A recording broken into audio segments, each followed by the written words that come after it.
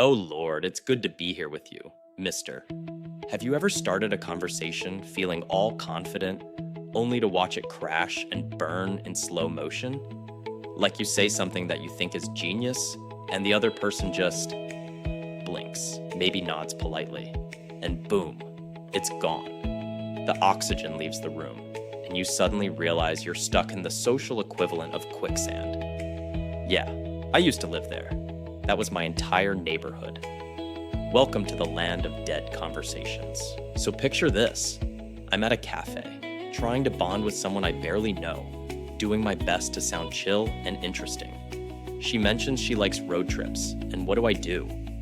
I start listing the road trips I've taken, one after another. Like I practically turned into a travel agency. And halfway through my grand tale of the Arizona desert, I see her face slowly fade into polite survival mode. Her eyes go glassy. Her patience clock hits 0. That was the exact moment I realized something had gone terribly wrong. The conversation wasn't just uncomfortable. It was dying in cold blood. And it's funny because I genuinely thought I was doing great. I thought talking more meant connecting more. But it turns out I was just monologuing my way into oblivion. After that day, I started paying attention. I noticed that people who are fun to talk to don't actually talk that much. They pull you in with questions that feel light, fun, and curious. They make you feel like you actually matter. Ever been in a chat like that? Where you suddenly feel alive again, like, wait, someone actually wants to know me? That's the vibe we're chasing today. Before we keep rolling, hit that subscribe button for the Confident Connection Lab. We're building a small but dangerously good tribe of people, learning how to connect better, not just talk better. And hey, drop a comment telling me where you're watching from. I swear, I love seeing all those random country names pop up. It makes this feel less like a monologue and more like a global campfire chat. So here's the thing. Most conversations die not because people are boring, but because they forget that curiosity is oxygen. I didn't get that for years. I used to chase right answers, like I was in some weird emotional SAT exam.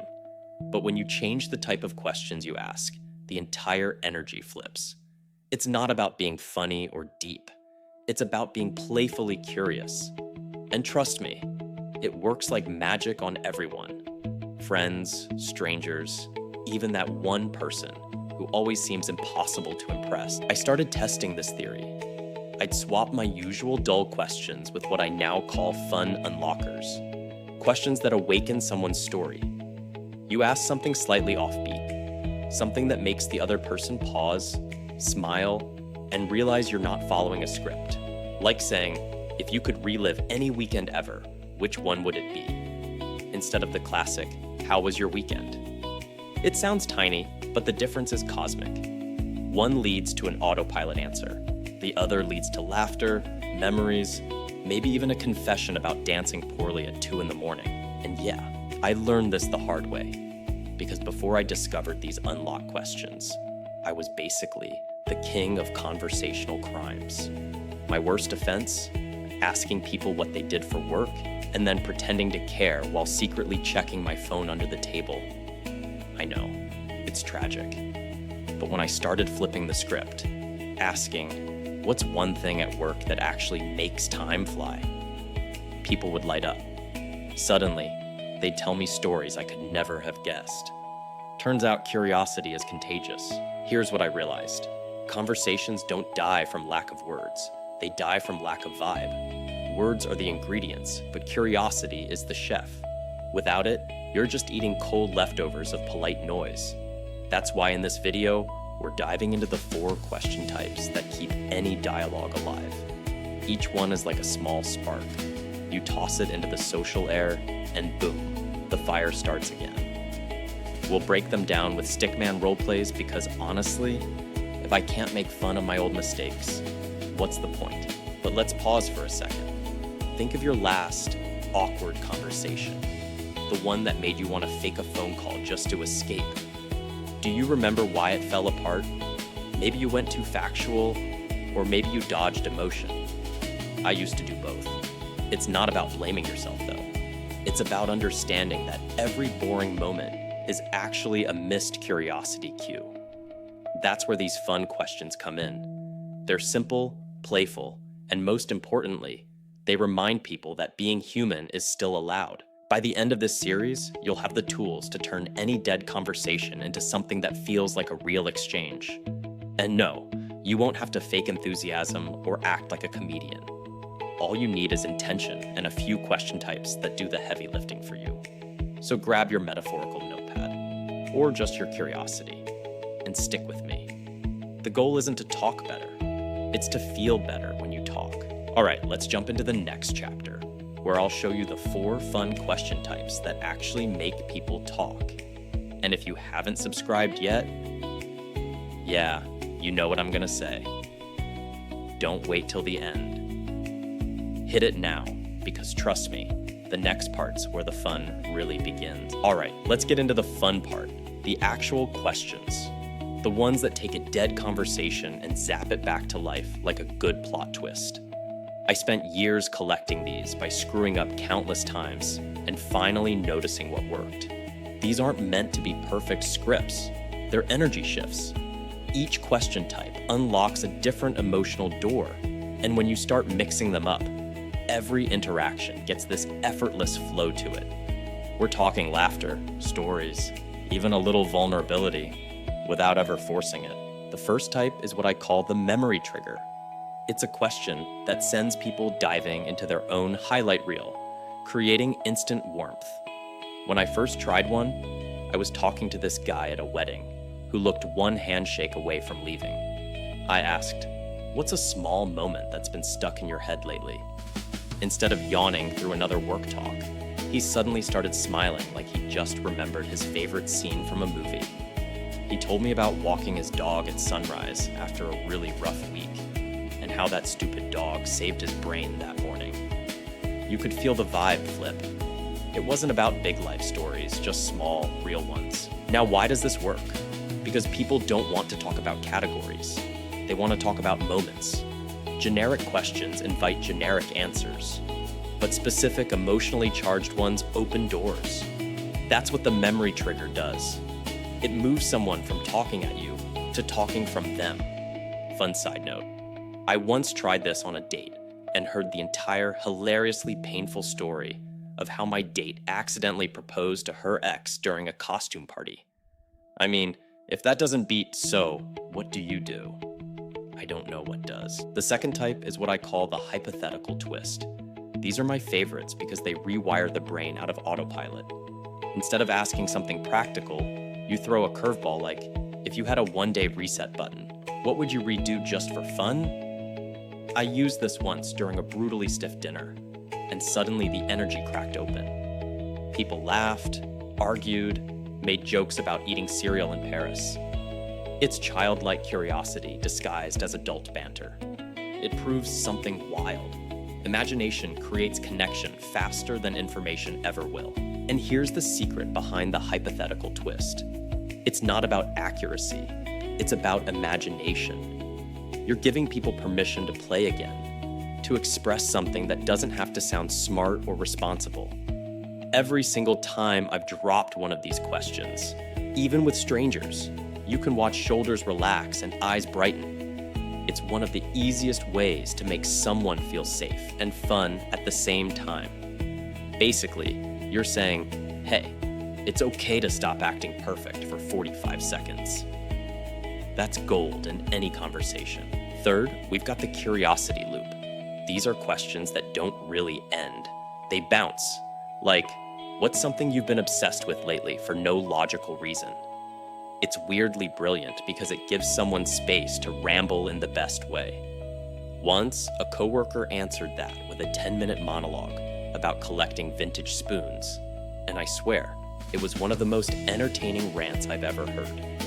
The trick here is that people crave to be seen doing something they love, even if it's completely random. Your curiosity gives them permission to geek out. The key with a curiosity loop is to actually stay curious. Don't switch it into interrogation mode. You're not a podcast host. You're a human talking to another human. I used to ruin these moments by jumping in with my own version of whatever they said. Like, oh yeah, me too, which basically kills the bounce. Now I just ride the energy, toss in playful follow-ups like, no way, how did that start? Or, okay, you've got to show me proof of this obsession. When you keep the ball rolling gently, that's when the best stuff surfaces. Finally, there's the vulnerability flip. This one's the toughest, but easily the deepest. It happens when you share a tiny bit of your own truth first, then throw a question that invites a soft mirror.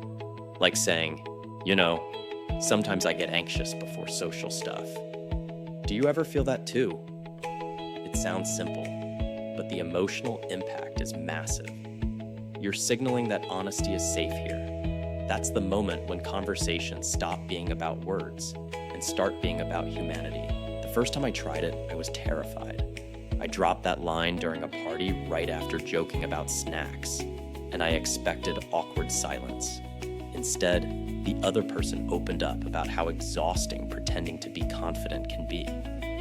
We ended up sitting outside, talking for an hour about masks and social burnout. Two strangers connecting over vulnerability instead of small talk. It was surreal.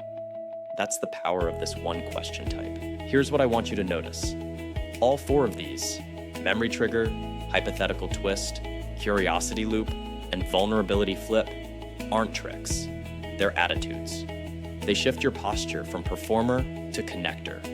And once you start asking these regularly, people start opening up without even realizing it. Conversations stop feeling like mini interviews and start feeling like little adventures. In the next chapter, I'll show you how to keep that curiosity alive even after the conversation ends. How to stay real, stay curious, and leave people feeling seen, not just heard. Because let me tell you, the best part of any talk isn't how it starts. It's how it lingers after it's over. You know that feeling when a conversation ends and you realize, wow, that actually felt good? That's not an accident.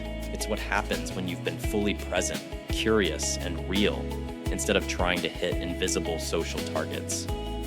I didn't always get this right. For most of my life, I treated conversations like games you either win or lose. If the other person liked me, I'd won. If not, well, I'd replay it in my head for 72 hours, wondering what I said wrong.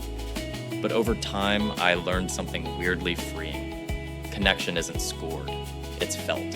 After experimenting with those 4 types of questions, something shifted. I stopped walking into talks trying to be clever. I just aimed to get genuinely interested, which sounds simple until you try it while your ego's still running the show. But curiosity is sneaky.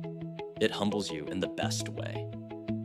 The more curious you are, the less anxious you get. You stop thinking, how do I sound? And start wondering, who's this person really? It's like switching camera angles from selfie mode to documentary mode. I remember testing this at a random barbecue, thinking I'd nailed my social confidence by then. But halfway through, I caught myself zoning out while someone was telling a story about their terrible boss. My brain went, boring. Then curiosity kicked in and whispered, yeah, but why is he telling you this? So I asked, what was it about that boss that made it stick with you? Boom, the vibe changed instantly. He told me it wasn't about the job. It was about how powerless he'd felt. And suddenly, we were talking about self-worth instead of spreadsheets. That's what curiosity does. It flips shallow moments into real ones. The art of staying curious isn't about being nonstop energetic or fake enthusiastic. It's about noticing. When people speak, they drop little emotional breadcrumbs everywhere. If you chase those instead of the topic itself, that's where the magic happens. You'll hear someone mention a dream or a fear casually, and instead of moving on, you dig just a little deeper. Not like a therapist, but like a friend who actually cares. You're basically saying, hey, that sounded real. Tell me more. And when you say that, you're giving people permission to be human, which, oddly enough, is the rarest gift you can give these days. But staying curious also means staying grounded. There's a fine line between curiosity and performance. I've crossed that line plenty of times. You ask so many good questions that it starts feeling like an audition for most empathetic human of the year. People can sense when your curiosity is a tool instead of the truth. The trick is to feel what they say, not just analyze it. When someone shares joy, share it with them. When they're down, stay with them in that space for a few seconds before fixing it. Because sometimes caring looks like silence, not solutions. One of the strangest parts of learning all this is how it changes you outside conversations too. You start to notice how often people crave to be understood, not entertained. You begin asking better questions to yourself, like, am I showing up or just showing off? I've caught myself mid-sentence, realizing I was talking to fill the quiet instead of connecting. Curiosity doesn't always mean talking more. Sometimes it means shutting up and letting the moment breathe. That pause, that small silence, is where trust actually grows. Let me tell you one quick story before we wrap this up. A few months ago, I ran into an old friend I hadn't seen in almost a decade. We sat down for coffee expecting a 5-minute catch-up, but 3 hours later, we were still laughing. What made it work wasn't nostalgia, it was curiosity. Instead of asking, "So, what have you been up to?" I asked, "What surprised you the most about the last 10 years?" His face lit up like someone had finally cracked open a hidden box inside him. That one question turned a casual meetup into something alive again. And that, to me, is the whole point. When you end a conversation with curiosity instead of control, you walk away lighter. You stop obsessing about whether you were funny or charming enough. You just feel connected. That's the high note, the one that lingers quietly but powerfully. So next time you catch yourself forcing a chat, remember this: stay curious, stay real, and everything else takes care of itself. Before you go, if this series has sparked something in you, if you feel even 1% more confident about connecting, then make sure you subscribe to Confident Connection Lab. I've got tons more coming about navigating awkward moments, decoding emotions, and making conversations actually feel like living again. Because talking isn't the point, connecting is, and you've got everything you need to do that right now.